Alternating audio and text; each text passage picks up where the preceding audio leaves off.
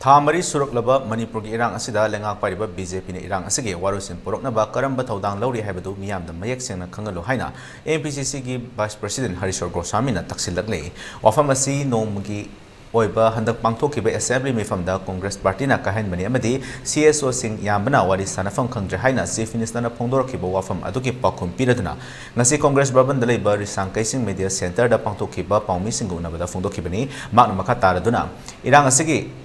Haurakpadagi hauna Chief Minister na tongan maram kaya puthoktu ngasi fawba irang asi loisanba ngamdana lakli maram asina Manipur da tholiba irang asi karino haiba Chief Minister na khangde haibada haiman bathokloi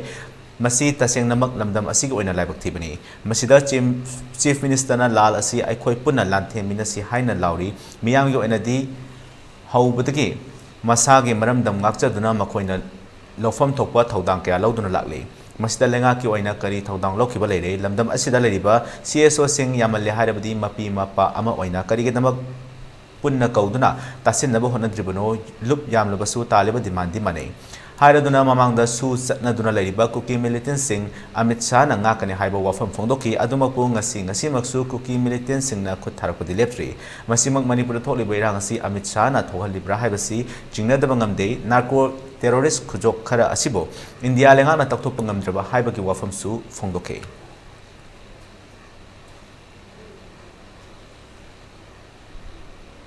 Manipur State Film Development Society ki auditorium da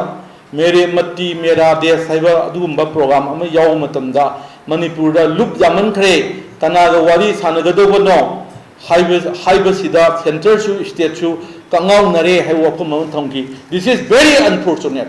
yamna khwaidagi laibak thiba mani masi lup yam ba haiba dudi lup singa si akoina khange turel acho mu wer kamatamda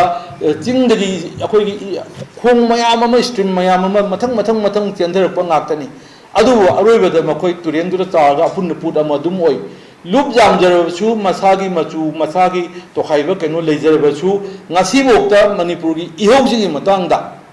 aikoina eje politics ta leiba moina eje like laisu khare ijaduna mayam gi matung injaba moina yengjaba matamda leiba demand sing adudi akoigi chap manaba ngaktani almost chap manaba ngaktani na thamjage